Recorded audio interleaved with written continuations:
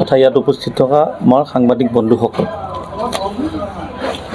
আপোনালোক সকলোৱে নিশ্চয় জ্ঞাত যে অহা 2 এপ্ৰিল তাৰিখে আমাৰ ৰাভা আসামৰ নিৰ্বাচন অনুষ্ঠিত হ'ব। এইবাৰ আমি তৃণমূল কংগ্ৰেছে অসম প্ৰদেশৰ তৰফৰ পৰা এই নিৰ্বাচনত 4গৰাকী প্ৰাৰ্থী, সেই 4গৰাকী প্ৰাৰ্থী আমি কামৰূপ জিলাৰ দক্ষিণ কামৰূপৰে হয়।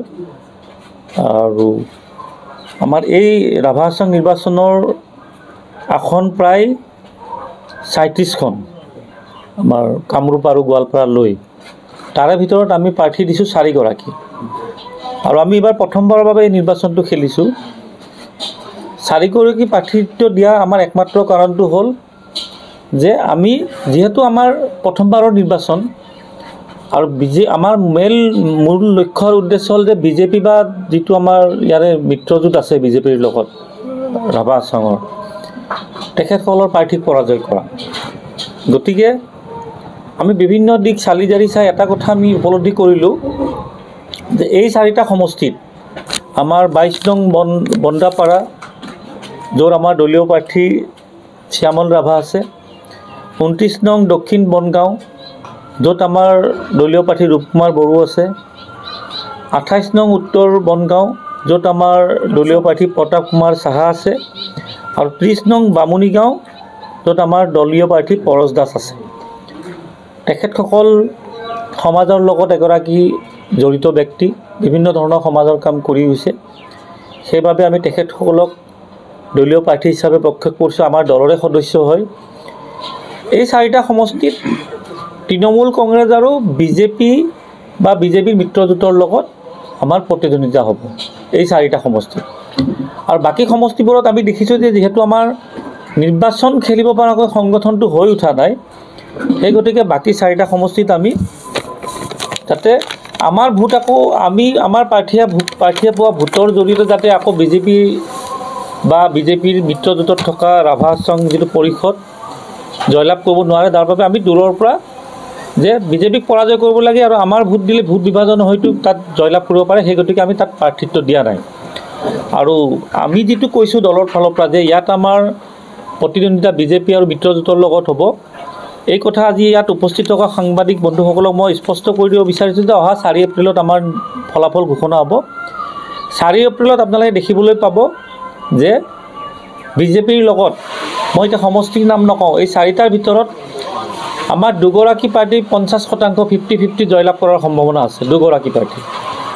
আৰু এগৰাকী জয়লাভ কৰাৰ দিশে একেবাৰে ওপৰলৈ গৈ আছে।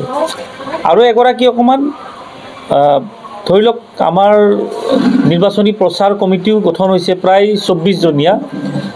4ৰ্থগৰাকী প্ৰাৰ্থীৰ ক্ষেত্ৰত মই এতিয়া সমষ্টিৰ নাম নকওঁ বা প্ৰাৰ্থীৰ নাম নকওঁ, অকণমান আমি কষ্ট কৰিবলগীয়া আছে। মই আকৌ কৈছোঁ, আমাৰ লক্ষ্য উদ্দেশ্য বিজেপিক পৰাজয় কৰা বা বিজেপিৰ মিত্ৰজোঁটক পৰাজয় কৰা। সেই গতিকেহে আমি 4গৰাকী প্ৰাৰ্থী ইয়াত প্ৰক্ষেপ কৰিছোঁ। আৰু ফলাফলৰ দিনা আপোনালোকে গম পাব জয় পৰাজয় কোন হ'ব। মই ইমান ডাঙৰ কথা ক'ব নাযাওঁ, কিন্তু বিজেপি আৰু মিত্ৰজোঁটৰ লগতে আমাৰ প্ৰতিদ্বন্দ্বিতা হ'ব TMCৰ দলীয় প্ৰাৰ্থীসকলৰ। আৰু এই যে আমাৰ প্ৰথম এইটো নিৰ্বাচন, একমাত্ৰ কাৰণ হৈ গ'ল অহা এপ্ৰিল মাহত পঞ্চায়ত নিৰ্বাচন হ'ব। পঞ্চায়ত নিৰ্বাচনত আমাৰ কামৰূপ জিলাৰ লগতে আমাৰ গোৱালপাৰা জিলাৰ আমাৰ যিবিলাক দাঁতিঘৰ, প্ৰত্যেকখন জিলাত আমাৰ তৃণমূল কংগ্ৰেছ দলৰ তৰফৰ পৰা প্ৰাৰ্থী প্ৰক্ষেপ কৰা হ'ব। এই পদ্ধতিৰে য'ত আমি দেখি পাম যে আমাৰ সংগঠন দুৰ্বল বা আমাৰ সংগঠন শক্তিশালী হৈ উঠা নাই, তাত আমি প্ৰাৰ্থিত্ব দি বিজেপিৰ যাতে লাভ নহয়, আমি সেই কামটো আমি তৃণমূল কংগ্ৰেছে অন্ততঃ নকৰোঁ। কাৰণ আপোনালোকে নিশ্চয় জানে পশ্চিমবংগতো বিজেপিৰ লগতে তৃণমূল কংগ্ৰেছৰ প্ৰতিদ্বন্দ্বিতা হয়। বিজেপিক পৰাজয় কৰিব পৰা দল একমাত্ৰ ভাৰতবৰ্ষত তৃণমূল কংগ্ৰেছেই আছে। তৃতীয়বাৰ নিৰ্বাচন পৰাজয় হৈছে বিধানসভা পশ্চিমবংগত, 4ৰ্থবাৰো হ'ব। আৰু অসমত যদিও দলটো নতুন, কিন্তু সংগঠনৰ ক্ষেত্ৰত ধৰি লওক আগৰ পৰাই TMCৰ এটা অসমত নাম আছিলে। আমাৰ হাজো সমষ্টিত বিধায়ক আছিলে, আৰু মৰিয়নিতো আমাৰ এটা ভাল স্থিতি আছিলে। আমি যোৱা কাৰ্বি পাহাৰৰ ইলেকশ্যনতো আমি এটা 2য় স্থানত আছিলোঁ। 2য় স্থানত আমি কংগ্ৰেছৰ লগত ফাইট দিছিলোঁ, আমি বিজেপিৰ লগত ফাইট দিছিলোঁ। গতিকে সেই উদ্দেশ্যে আমি এইবাৰ নিৰ্বাচনত প্ৰথমবাৰৰ বাবে প্ৰতিদ্বন্দ্বিতা কৰিছোঁ। আগন্তুক আমাৰ পঞ্চায়ত নিৰ্বাচন, আৰু আজিয়ে কৈ ৰাখিলোঁ অহা 2026 বিধানসভা নিৰ্বাচনত এই 6 গাঁও আৰু বকো সমষ্টিত তৃণমূল কংগ্ৰেছৰ আপোনালোকে দলীয় প্ৰাৰ্থী দেখিবলৈ পাব। গতিকে বিধানসভালৈ ধৰি লওক এবছৰো নাই, 10 মাহ 11 মাহ আছে আৰু প্ৰত্যেকটা দলেতো ক'বই যে আমাৰ দলৰ ভাল স্থিতি, আমাৰ দলৰ ভাল স্থিতি। গতিকে আমাৰ দলৰ কি ভাল স্থিতি পঞ্চায়তে হওক বিধানসভা মই সেইটো বিষয়ে এতিয়া নকওঁ, কিন্তু এই 4টা সমষ্টিত একমাত্ৰ বিজেপি আৰু TMCৰে তীব্ৰ প্ৰতিদ্বন্দ্বিতা হ'ব, এইটো নিশ্চিত থাকক। আজি মই সংবাদ মেলৰ জৰিয়তে আপোনালোকক ক'লোঁ। 4 এপ্ৰিলত মই আকৌ ধৰি লওক আপোনালোকৰ ওচৰত যে এই আজি কোৱা কথাখিনি যে 24 মাৰ্চে মাৰ্চত আপোনালোকক সংবাদ মেল দি যিখিনি কথা ক'লোঁ সেই কথাখিনি মিলিল, যাৰ বাবে আপোনালোকক মই আকৌ ক'ব আহিলোঁ। আৰু এটা কথা, এই অঞ্চলৰ এই 4টা সমষ্টিৰ বহু সমস্যা আছে। আমি তেনেকুৱা শীৰ্ষ নেতৃত্বই ওপৰে আমি কোনো মেনিফেষ্টো ৰেডি কৰা নাই।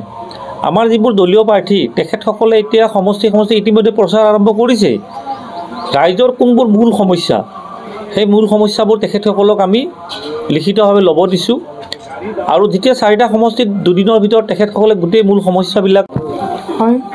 আজি ইয়াত উপস্থিত থকা আমাৰ জ্যেষ্ঠ ব্যক্তি, লগতে ৰাজ্যিক উপসভাপতি, লগতে আমাৰ এই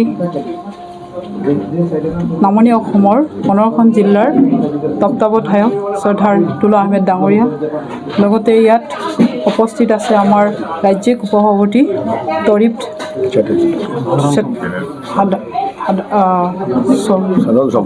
সাধাৰণ সম্পাদক তৰিফ চেটাৰ্জী ডাঙৰীয়া, লগতে মোৰ শ্ৰদ্ধাৰ ইয়াত উপস্থিত। খবৰ মানেই এনি লাইভ 24/7 আৰু এনি লাইভ ডিজিটেল।